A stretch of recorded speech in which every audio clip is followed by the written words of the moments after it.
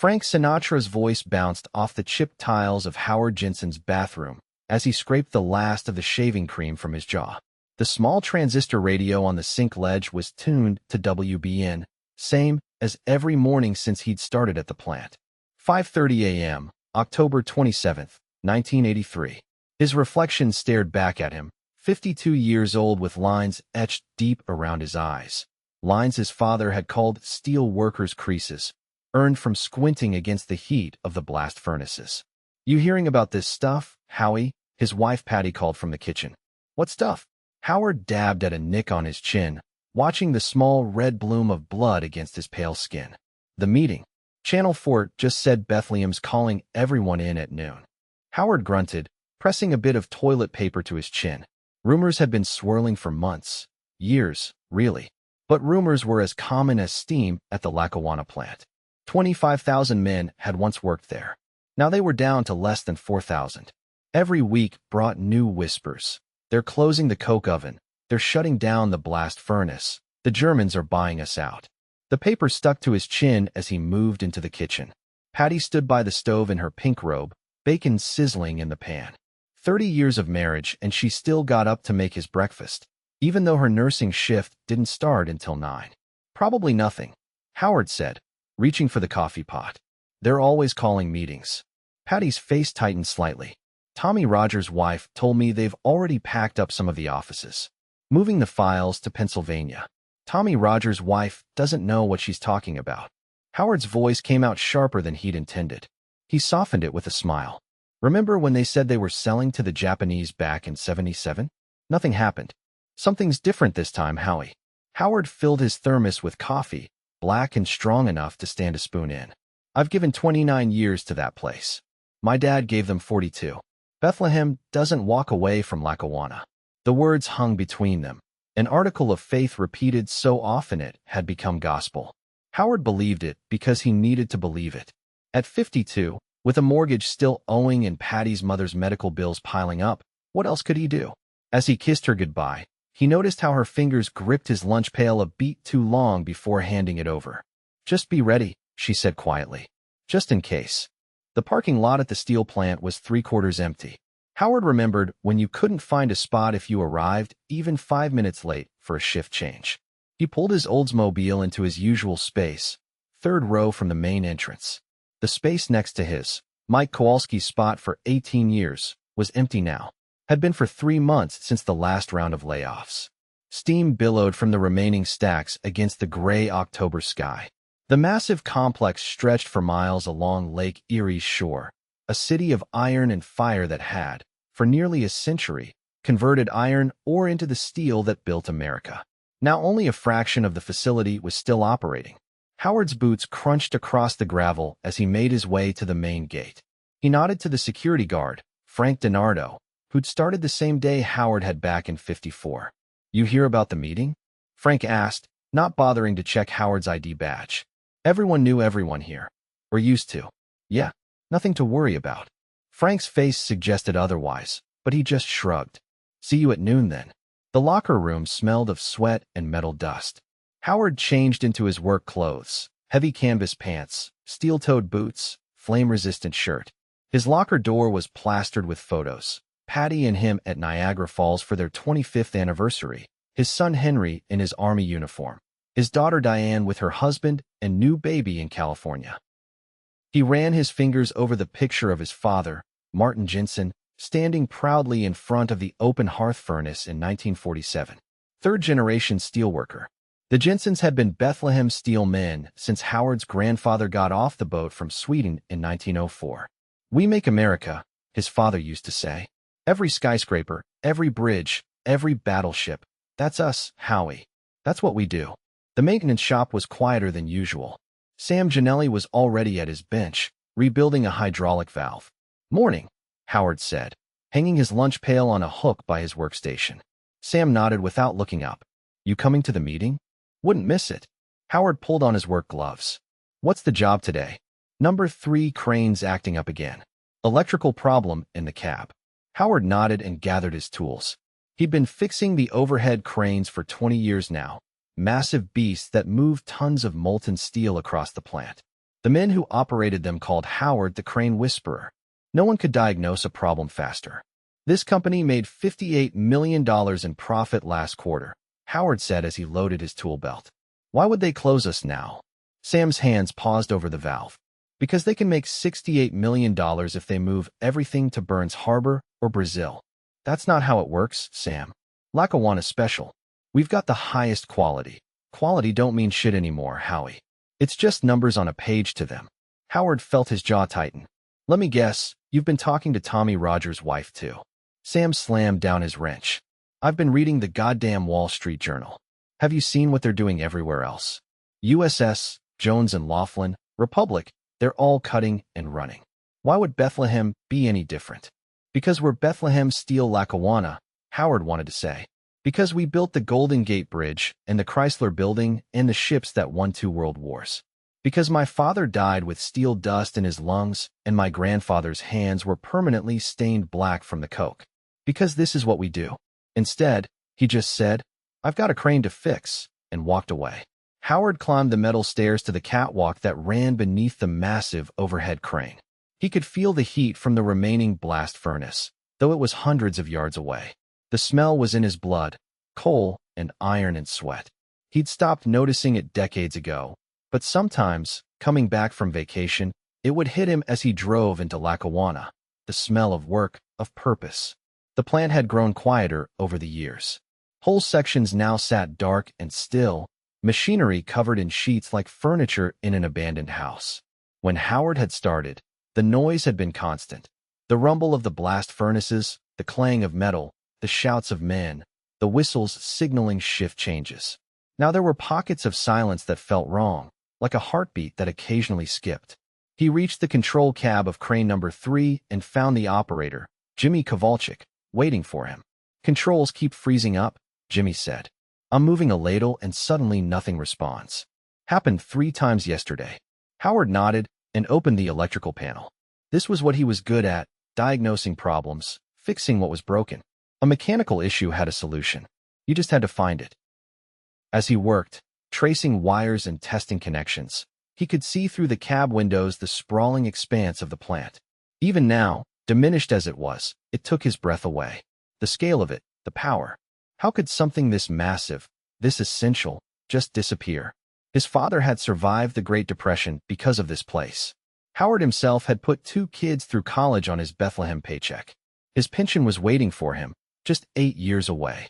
He'd already calculated the exact date, June 15, 1991. He'd be 60.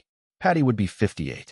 They'd take that trip to Italy she'd always wanted, see where her grandparents had come from. Found it, he said, pointing to a frayed wire. Thermal expansion's causing a short when the cab heats up. I'll replace this section and you'll be good to go. As Howard cut and spliced, Jimmy leaned against the control panel.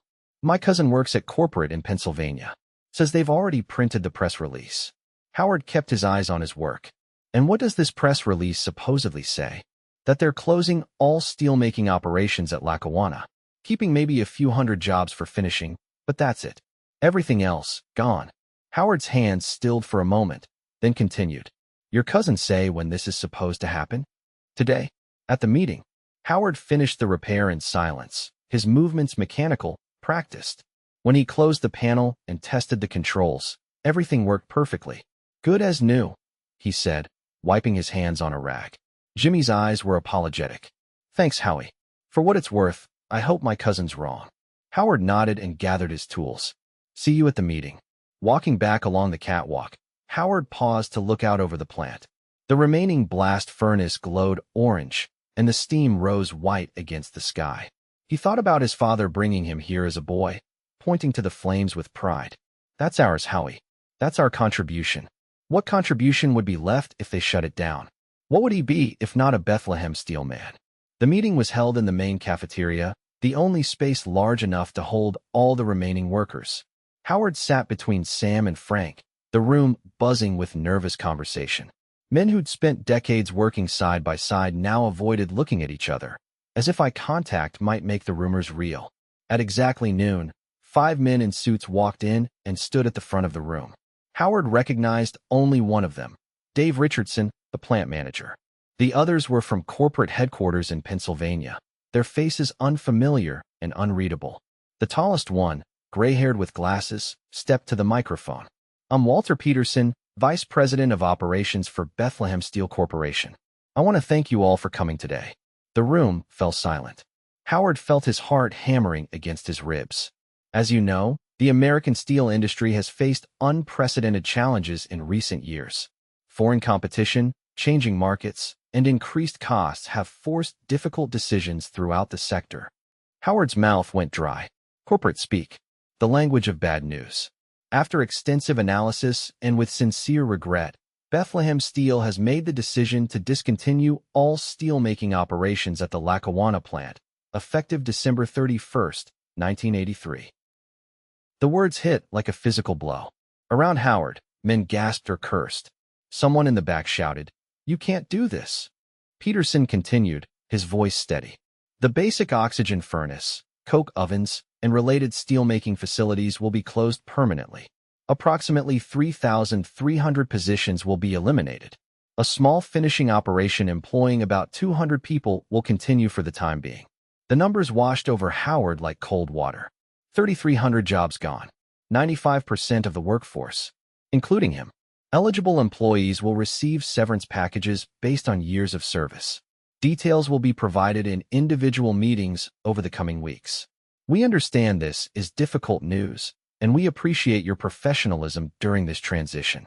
Transition, as if they were just moving to another building, not watching their lives collapse. Questions erupted from all sides.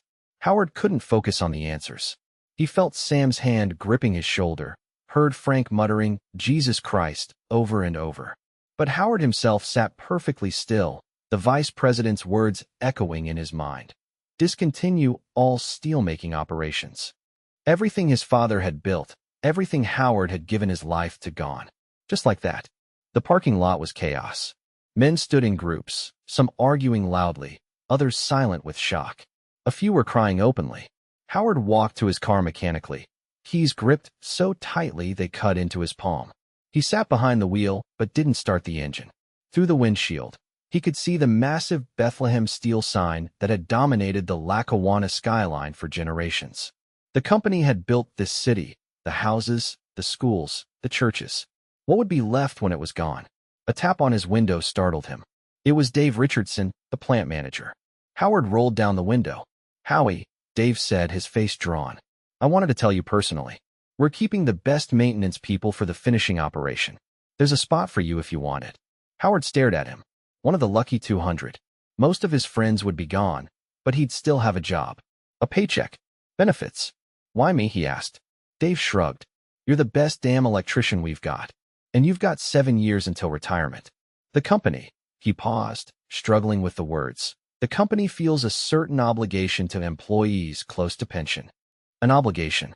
After 29 years, they felt an obligation. "I'll think about it," Howard said. Dave nodded. "Let me know by next week." "And Howie, I'm sorry.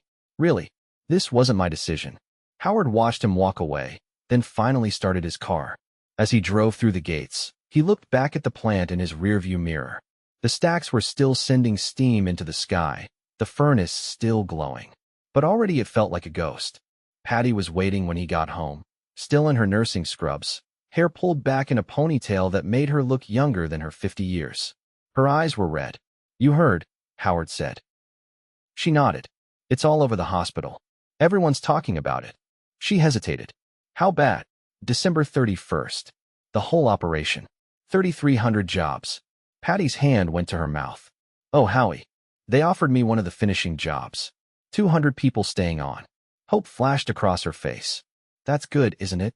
You'd still have work." Howard moved past her into the kitchen and opened the refrigerator, staring blankly at the contents. "I don't know what I'd be doing. Probably not cranes anymore. Maybe general maintenance. Less pay, different shift. But it's something," Patty said. "And your pension." "I know." Howard closed the refrigerator without taking anything. "I told Richardson I'd think about it." "Think about it." "Howie, what's there to think about? Jobs aren't exactly falling from the sky in Lackawanna right now." Howard felt something rising in his chest. Anger, fear, he couldn't tell which. "You think I don't know that? You think I don't know what's happening to this town?" I'm just saying, I'm 52 years old, Patty. I've done one thing my whole life. The same thing my father did, and his father before him. And now they're telling me it's over. Just like that. Like it never mattered. His voice broke on the last word, and suddenly he was crying. Deep, racking sobs that bent him double. Patty's arms went around him, holding him up as his legs gave way. They sank to the kitchen floor together, Patty rocking him like a child as 30 years of certainty crumbled around them. That night, Howard couldn't sleep. He lay next to Patty, listening to her even breathing, and stared at the ceiling. The house creaked and settled around him, the old wood frame shifting in the October chill. This house, they'd bought it in 1958 when Henry was on the way. 3 bedrooms, 1.5 baths, a small yard where he'd built a swing set with steel pipe from the plant. 25 years of mortgage payments, faithfully made on the first of every month. 8 more years to go. Howard slipped out of bed and padded downstairs in his pajamas. In the living room, he pulled a photo album from the bookshelf and sat in his recliner, turning pages slowly in the dim light from the street lamp outside. There he was at 18, fresh-faced in his new work clothes, standing proudly next to his father outside the plant gates. His wedding photo, Patty radiant in white, him in his rented tuxedo with a carnation pinned to his lapel. Henry's birth, Diane's first steps, family picnics at the company park, fishing trips to Lake Erie. His father's funeral, the Bethlehem Steel flag draped over the casket. An entire life built around a single certainty, that the steel plant would always be there. That making steel was what Jensen men did. That America needed what they made. When had that stopped being true? When had the world changed without him noticing? He closed the album and leaned back, eyes burning with exhaustion. Outside, a train whistle sounded, probably empties heading back to the Iron Range in Minnesota. How many more trains would make that journey? The question that kept circling in his mind wasn't about the job offer or the pension or the mortgage. It was simpler and more terrifying. Who am I if not a steelworker? The next morning, Howard drove to Our Lady of Victory Basilica instead of the plant. The massive church, built by Father Baker during the steel boom years, rose like a cathedral in the heart of Lackawanna. Howard hadn't been inside in months, maybe years, but today he felt pulled to its quiet sanctuary. The church was empty except for a few elderly women saying their morning prayers. Howard slid into a back pew and stared at the altar, the statues, the stained glass windows glowing in the early light. His father had helped build this place, not directly, but his steel had gone into the framework that supported the dome. Beautiful, isn't it? Howard turned to see Father Donnelly standing beside him. The priest had baptized both Henry and Diane, had married Diane in this very church 5 years ago. Yes, Father. It is. Father Donnelly sat beside him. I heard the news about the plant. I'm so sorry, Howard. Howard nodded, his eyes still on the altar. I don't know what's going to happen to this town, Father. The plant was everything. Not everything, Father Donnelly said gently. Important, yes. Central, yes. But not everything. Tell that to the 3,000 men losing their jobs at Christmas. The priest was quiet for a moment. When Father Baker built this basilica, people said he was crazy. The economy was uncertain, the future unclear. But he believed that something lasting could rise, even in difficult times. He gestured around the church. He was right. Howard followed his gaze to the soaring ceiling, the intricate stonework. It's not the same, Father. This is, he struggled for the word, spiritual. Steel is practical, real. You can touch it, use it, build with it. And what do you think built these walls? Father Donnelly asked. Faith alone doesn't stack stone. It was men like you who made this possible, men who knew how to work with their hands, who understood materials and structure. He paused. That knowledge doesn't disappear when a plant closes. Howard considered this. They offered me one of the few remaining jobs. Maintenance at the finishing mill. Are you going to take it? I don't know. It feels like giving in. Like admitting it's really over. Father Donnelly nodded. Sometimes acceptance is the hardest thing we're called to do. My father would have taken it, Howard said. He lived through the Depression. He would have said a job's a job. And what do you say? Howard was silent for a long moment. I say, I don't know who I am without that plant. Father Donnelly's hand rested lightly on Howard's shoulder. Then perhaps this is your opportunity to find out. Howard spent the weekend in a daze. He mowed the lawn on Saturday, the last cut before winter. On Sunday, He cleaned the gutters and put away the garden hoses. Routine tasks, normal life, while everything shifted beneath his feet. The phone rang constantly, friends from the plant, relatives who'd heard the news. Howard let Patty answer. He couldn't talk about it yet, couldn't form the words to explain how it felt to have your identity erased with a corporate announcement. Monday morning, he got up at his usual time, put on his work clothes, made coffee, packed his lunch. Patty watched him from the kitchen doorway, confusion on her face. Howie, what are you doing? Going to work. But they said the plant's closing in December. You don't have to go in today. Howard filled his thermos. Yes, I do. He drove to the plant in silence. The parking lot was half empty. Many had already given up, were already looking elsewhere. But some, like Howard, couldn't stay away. Inside, the atmosphere was subdued. Men moved through their tasks mechanically, conversations muted. In the maintenance shop, Sam was at his bench, dismantling a motor. Didn't think you'd be in, Sam said. Howard hung up his lunch pail. Nowhere else to be. Sam nodded as if this made perfect sense. They offered me a job at the finishing mill too. You taking it? Hell no. My brother-in-law's got a line on something at the Ford plant in Buffalo. Not great money, but it's work. Sam paused. You? Howard shrugged. Haven't decided yet. Better decide soon. Word is they're only holding those offers open till Friday. The day passed in a strange limbo. Howard fixed equipment that would soon be scrapped. Checked systems that had only weeks left to run. At lunch, he sat with his usual crew, but no one talked about sports or hunting or their kids like they normally did. Instead, they traded rumors about who was hiring, who was moving, who was taking early retirement. After his shift, Howard didn't go straight home. He drove through Lackawanna slowly, really seeing it for the first time in years. The downtown that had once bustled with shops was half vacant now. For rent signs hung in windows. Houses that needed paint and repair sat waiting for money that would never come. He ended up at the shore of Lake Erie, watching the sun set over the water. In the distance, boats moved slowly toward the plant's docks, among the last shipments of iron ore that would ever arrive. Howard thought about his options. Take the finishing mill job and cling to what remained of Bethlehem Steel. Look for work elsewhere, Buffalo, maybe, or further away. Early retirement was possible, but the reduced pension would barely cover the mortgage. Every choice felt like a betrayal of something: his father's memory, his own identity, or his family's future. As darkness fell, Howard made his decision. Not because it was what his father would have done, or what made the most financial sense, but because he finally understood what Father Donnelly had been trying to tell him. The plant was closing.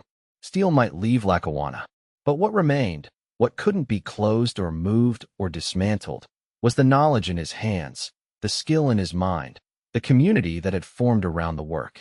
Howard stopped by Dave Richardson's office the next morning. I'll take the job, he said, but I have a condition. Richardson raised his eyebrows. What's that? I want to train people. The younger guys who are staying on. They need to know the systems, how everything works together. You want to be an instructor? Call it what you want. But if we're going down to 200 people, they need to know more than just their specific jobs. They need to understand the whole operation. Richardson considered this. That makes sense.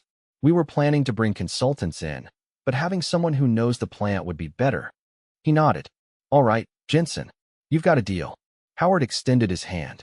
One more thing.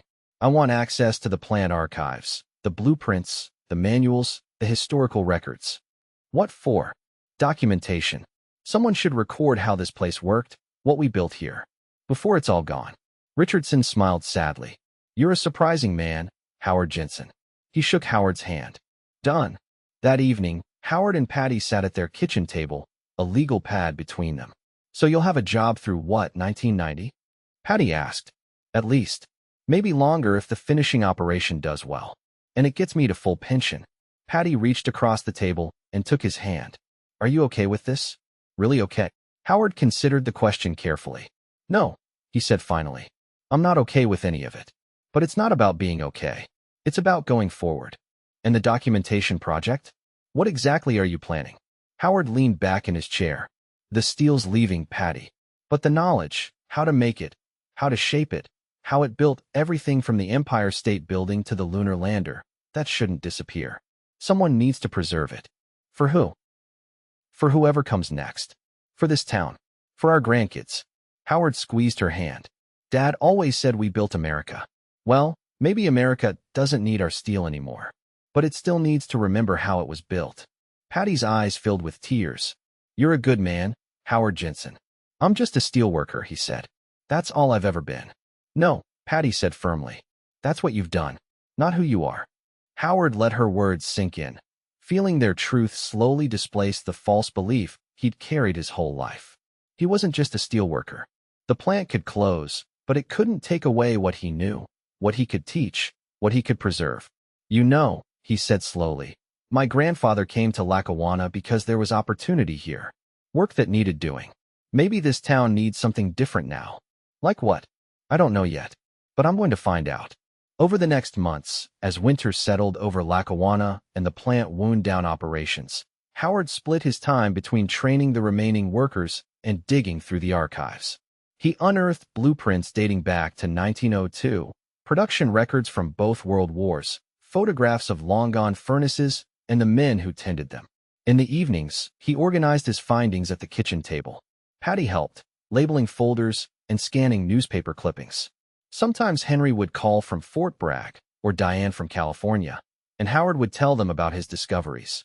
The first open hearth pour in 1903, the record production during the war years, the innovations that had once made Lackawanna steel the finest in the world. On December 30th, 1983, Howard worked his last shift at the main plant.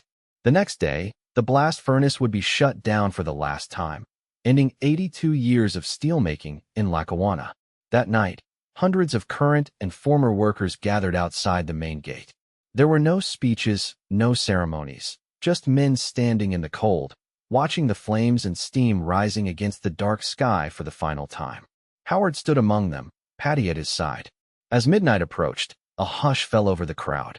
Inside the plant, the last heat of steel was being poured, the last ingots formed.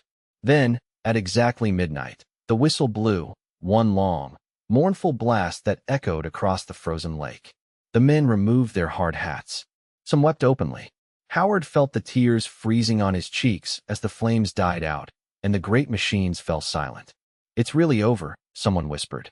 But as Howard looked around at the faces illuminated by the streetlights, faces lined with work and worry but also with knowledge and pride, he realized that something remained. Something that couldn't be closed or sold off or moved overseas. The steel was gone, but the steelmakers were still here. 10 years later, in the summer of 1993, Howard stood at the edge of what had once been the Bethlehem Steel complex. Most of the buildings had been demolished, the land cleared for potential redevelopment that never seemed to materialize. Only the finishing mill remained active, employing a fraction of the workers the plant once had. At 62, Howard had finally retired the previous month, his pension secure. But he hadn't stopped working. The documentation project had evolved into something larger, an oral history program that had recorded the stories of hundreds of former steelworkers, a small museum in what had been the company administration building, and a training program that taught industrial skills to young people in the community. Beside him stood his grandson, Michael, Diane's 10-year-old boy who was visiting from California for the summer. This is where it was?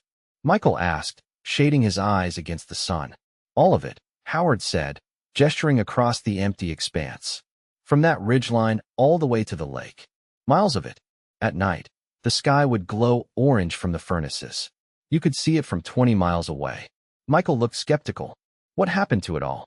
Howard considered how to answer. The economic explanations, foreign competition, corporate consolidation, changing markets, wouldn't mean anything to a 10-year-old.